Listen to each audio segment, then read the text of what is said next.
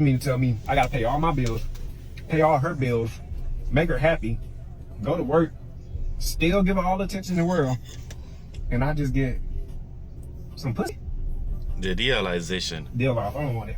It ain't worth it. I've been saying this shit since day one, my nigga, to all the fellas. You know what I'm saying? We gotta provide security, emotional support, 6 figures or more, my nigga. Pay their bills, pay for they nails and shit, my nigga. Crack them good, you feel me? Treat them right, all type of shit. And all we get at the end of the day is a fucking what? As our reward, my nigga. And then some of you niggas don't even get that. Some of you niggas don't even get the fucking coochie when you want it, my nigga. You get the iffy coochie. You get the coochie that like, okay, here, nigga, damn, coochie. That's the type of coochie some of you niggas be getting, my nigga. And you pay for everything. You provide everything. So all the fellas, my nigga, you have to be more mindful of who you fucking choosing, my nigga. No bullshit. If she not coming off more than the fucking coochie, my nigga, like emotional support, you feel me? Being a confidant, my nigga. Cooking for breakfast, lunch, and dinner, my nigga. Being a shoulder to fucking cry on, my nigga. Being a support system. And if she got a problem with that, my nigga, kick her ass to the curb. No. Except for the part where he said being a shoulder to cry on. Cry about what? You know what I just realized? There's too many hot girls all over the internet, all over the TikTok, YouTube. It's just being a hot girl is not special anymore. It's just too many of you. What else do you got?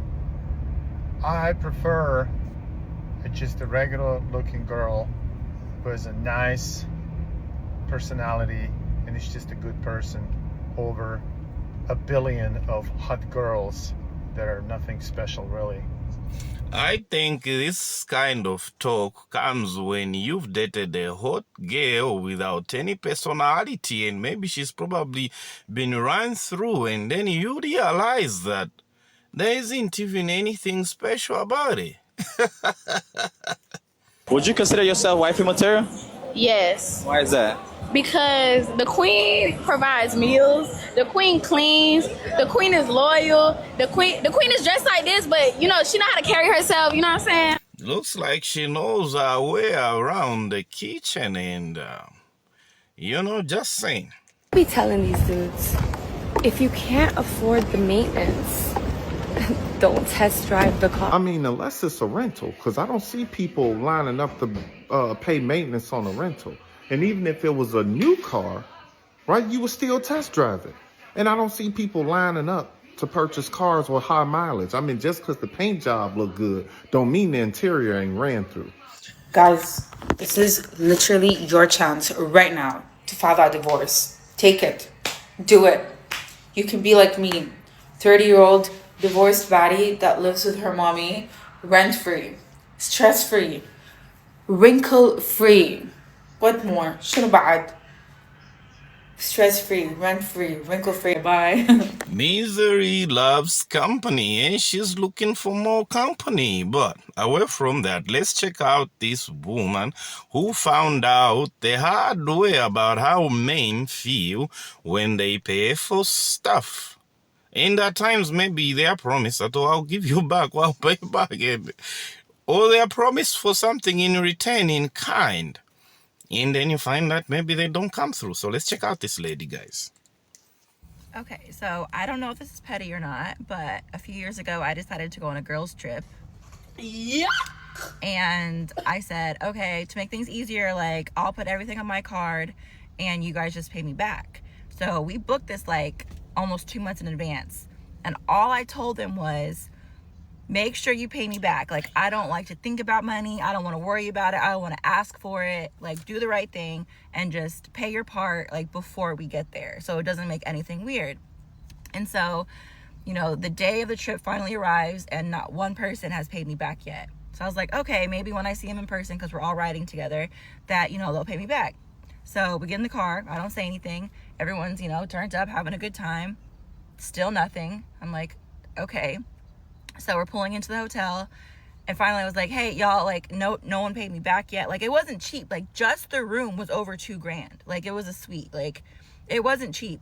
And I paid for, like, I prepaid for like dinner reservations and like all the events that we were going to. Like I paid for everything up front. And so they're like, oh yeah, we just got to go to the ATM. We got you. Like all of them are on the same page. And I'm like, oh, okay, bet. But that works. That's fine. But I mean, I have Zelle or whatever, but it's whatever. So we get to the hotel, we check in, and still nothing. So we go downstairs, and she, one of the girls is like, you know, I want to go get something to wear for tonight. And so we go to the little mall. It's like everyone's shopping. Victoria's Secret. They're going to H&M. Like, still, no one has paid me my money back. So I was like, all right, bet. I'm not asking again. I'll ask once and that's it. I'm not asking again. So that night I had reservations to this really, really nice spot. And so everyone gets super dressed up and we go to dinner.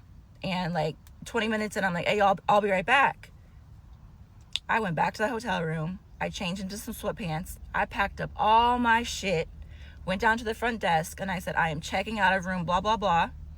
And no one's allowed in there because I'm the only name on the reservation.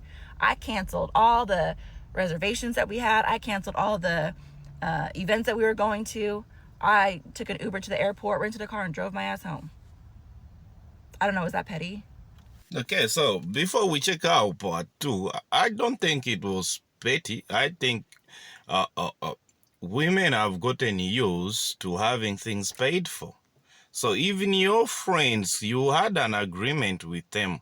Maybe, who knows, they didn't have any money, but they should have communicated in advance. The moment you made payments, they should have communicated in advance to say, okay, this is a situation. I may not be able to pay you immediately, but I'm able to pay you on this time and date.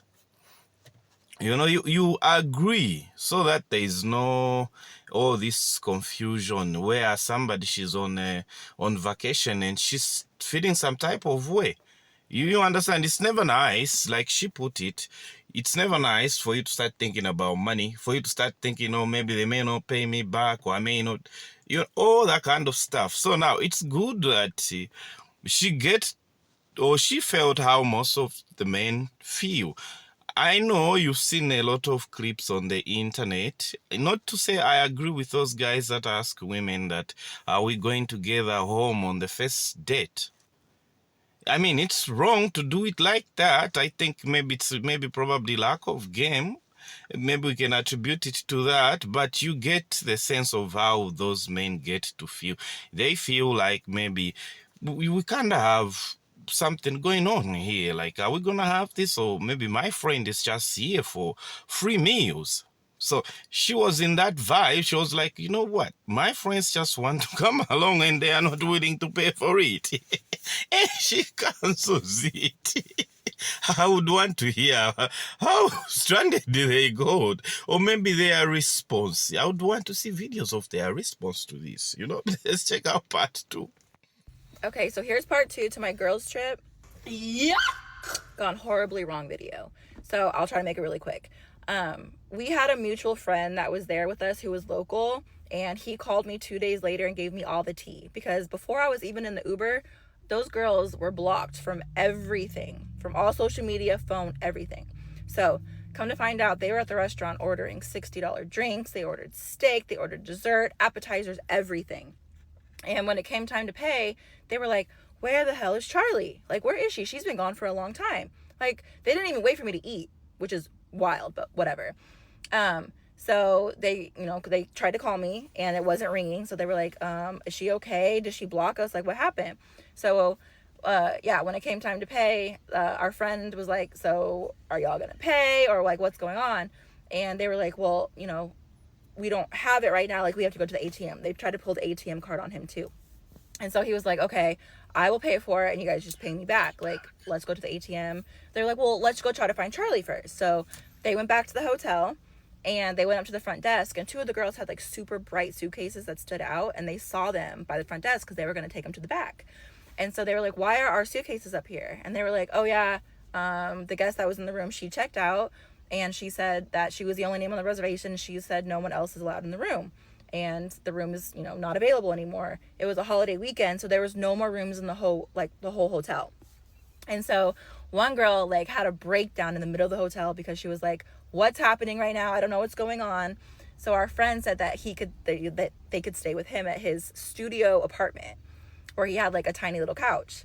And he said all night they were like calling friends, calling parents, family, trying to get people to send them money.